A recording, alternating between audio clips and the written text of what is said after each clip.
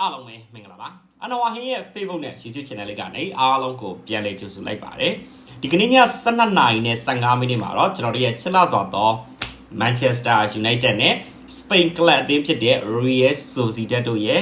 Europa League 16သင်းစစ်ရှုံးထွက်ပထမအကြော့ပွဲစဉ်လေးရှိပါတယ်ပေါ့နော်အဲ့တော့အဲ့ဒီပွဲစဉ်လေးကိုပွဲကြိုခံမှသုံးသက်ချက်လောက်ရမယ်ဆိုရင်လက်ရှိ Real Sociedad ဒီ Spain Club အသင်းလေးဖြစ်တဲ့အိမ်ဝင်လေးဖြစ်တဲ့အတွက် Manchester United ကိုတရေပြား90ရှုံးဆိုတဲ့ကြီးလောက်တော့ပေးထားတယ်ဂိုးပေါင်းကြီးကနှလုံးပြား90ရှုံးလောက်တော့ပေါက်မယ်ပေါ့နော်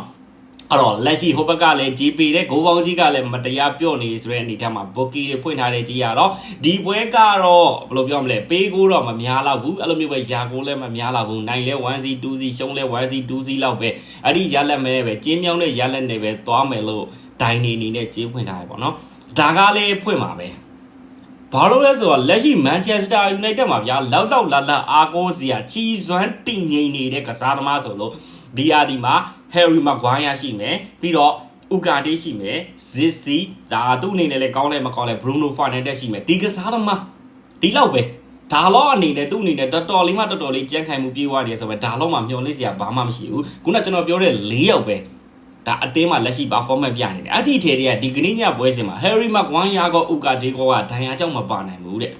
ပြီးပဲလေငါကွယ် United ရဲ့ခံစစ်တန်းလုံးကဘာမှကိုသုံးစားလို့မရလောက်တဲ့အထိကိုဖြစ်သွားခဲ့ပြီပေါ့နော်တစ်ချိန်တော့ကကျွန်တော်တို့နေ Harry Maguire ကိုကျွန်တော်တို့နေဘလောက်ပဲ throw ခဲ့ဘလောက်ပဲပြောခဲ့ဘလောက်ပဲတောင်းခဲ့လက်ရှိဒီယာဒီနဲ့မနစ်ကယာဒီမှာ Harry Maguire ပြန်လာတာတော့အကုန်လုံးအမြင်ပဲ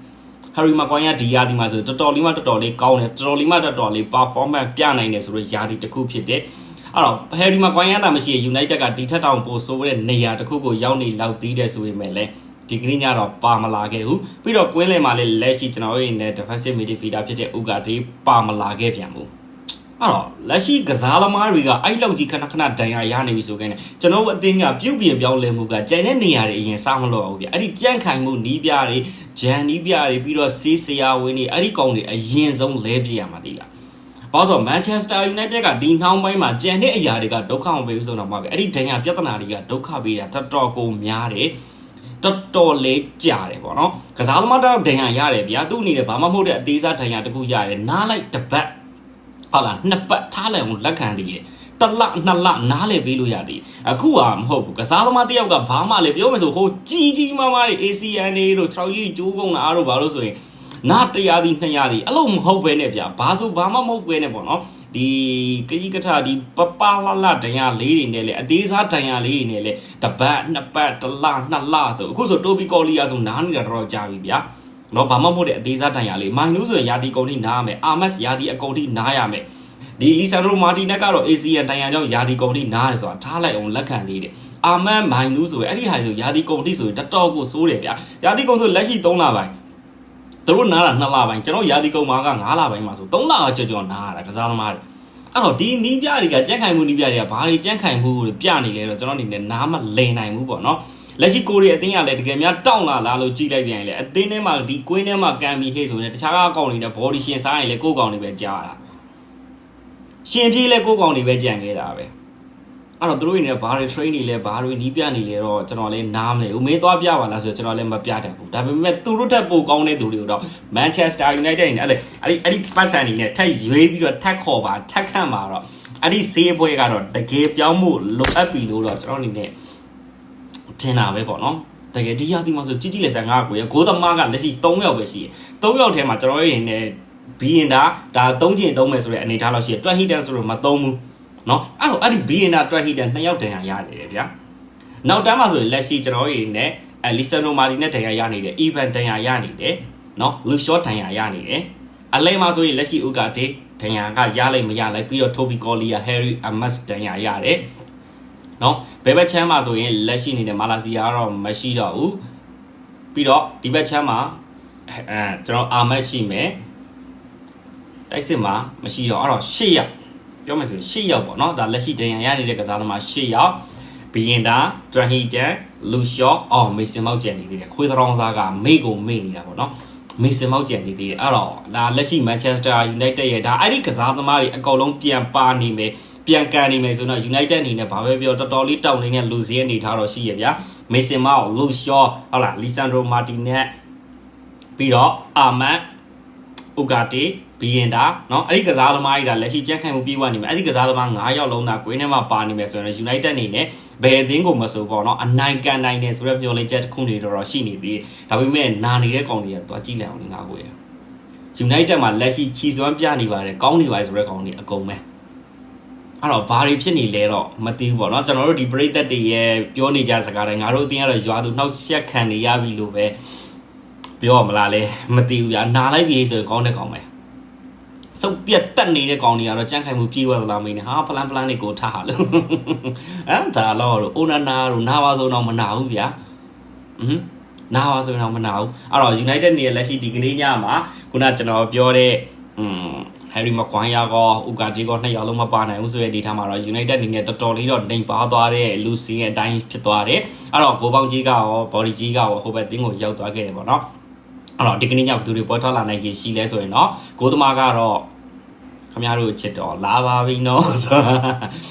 ်အိုနာနာပဲနော်ပြီးတော့လက်ရှိမာစရာဝေးရှိမယ်ယူရိုရှိမယ်ဒီလေးရှိမယ်ပြီးတော့ဒေါ်ခုအနေနဲ့အနီးကအင်္ဂလန်မှာထိထားဖြစ်တဲ့ဒီကနေ့ညပွဲစဉ်မှာဒေါ်ခုပြန်ပါလာမယ်ဖြစ်တဲ့အတွက်ဒေါ်ခုကလက်ရှိအနေနဲ့ဘယ်တောင်မှကျွန်တော်ဒီဘက်ချမ်းမှာရှိနေတဲ့ညာဘက်ချမ်းမှာကတော့မာစရာဝီအလယ်မှာကတော့ဒီလေးနဲ့ယူရိုအတွဲကလောရင်ကျွန်တော်တို့ရွေးချယ်စရာမရှိတော့ပါဘူးเนาะပြီးတော့သူ့ရဲ့ရှေ့မှာရှိနေခဲ့တဲ့အလယ်မှာကတော့လက်ရှိအနေနဲ့ဒီကနေ့ညကတော့ကတ်စမဲရိုပါကူပါမကိုရတော့မယ်ကတ်စမဲရိုရှိမယ်ဘရူနိုဖာနန်ဒက်ရှိမယ်ဇက်စီအတွဲရှိမယ်ပြီးတော့လက်ရှိဘဲတောင်မှအနေထားမှာတော့ကျွန်တော်တို့ရဲ့လက်ရှိဂါနာချုံနဲ့ပေါ့နော်ဒေါ်ကူဂါနာချုံနဲ့ဒေါ်ကူနဲ့ပထမဆုံးဆက်ဆချင်းပွဲတွေမှာတော့တွဲမစော့ဘူးဆိုပေမဲ့ဟိုတနေ့ကအန်ဒီကက်ထိတဲ့ပွဲ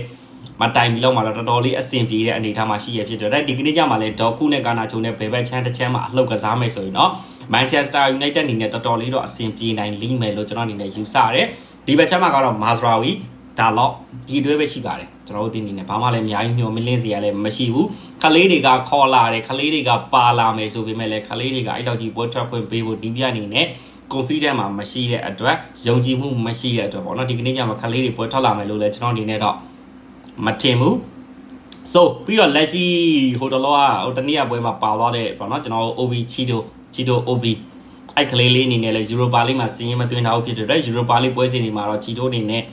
ဒါပါဝင်နိုင်ဖို့မရဘူးပါဝင်ခွင့်မရဘူးပေါ့နော်ပါလုံးမရဘူးအဲ့တော့ဘာပဲဖြစ်ကျွန်တော်တို့နေတိုက်စစ်မှာရွေးချယ်စရာတော့ White Lawn Zesty ဆိုတဲ့အတွဲရဲ့ပြီးတော့ဒါပဲရှိပါတယ်ဒါပဲရှိပါတယ်ပေါ့နော်နောက်တန်းကတော့ဒါကကျွန်တော်အသစ်ခေါ်ထားခဲ့တဲ့ဒိုခုရဲ့ပြီးတော့မနေ့ကဟိုတနေ့ကပွဲမှာပေါ့နော်ခြီစွမ်းပြသွားခဲ့တဲ့အာဆင်နယ်ကခေါ်ထားခဲ့တဲ့အာဆင်နယ်ရဲ့နက်ပြည်ဟီဗန်လေးကတော့ဒါယူရိုပါလိမှာစီးရင်သွင်းလာဖြစ်တဲ့ပါဝင်နိုင်ခြေရှိတယ်အရင်အစင်းမှာတော့ဘာပဲပြောအဲ့ကလေးကိုတွဲပြီးတော့မျှော်လင့်လို့ရတယ်ပေါ့နော်ခုနကျွန်တော်နောက်တန်းမှာဗျာဒီဘက်ချမ်းမှာကတော့မာစရာဝီအပိုင်ဒီဘက်ချမ်းမှာဒေါ်ခုအပိုင်အလဲမှာဒီလေးယူရိုအတွဲကိုမှကျွန်တော်တို့စိတ်ထဲမကြောက်ဆိုရင်ယူရိုခဏအောက်ပြီးတော့ခုနလိုဟီဗန်လေးနဲ့တွဲပြီးထုတ်တာလည်းဖြစ်ချင်ဖြစ်နိုင်တယ်အလဲက3ယောက်ကတော့ဘာမှရွေးချယ်စရာမရှိဘူးကတ်စမဲရိုအဲရီဆင်ပါလောက်ခုနဲ့တွေ့Casemiro, Eriksen, Bruno Fernandes အတွဲဒါတဟန်ကြီးလက်ထက်တော့အတွဲလေးပြန်ချစ်ဖ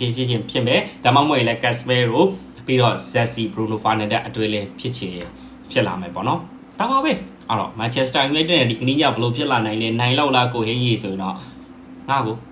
နိုင်တာလဲတွေးမနေနဲ့ရှုံးတာလဲတွေးမနေနဲ့ကျွန်တော်တို့ဒီဖလားကြီးကိုရမယ်လဲတွေးမနေနဲ့ဘာလို့ဘာမှတွေးမနေနဲ့ Manchester United ပွဲရှိရလားအော်ငါက Manchester United fan ပဲ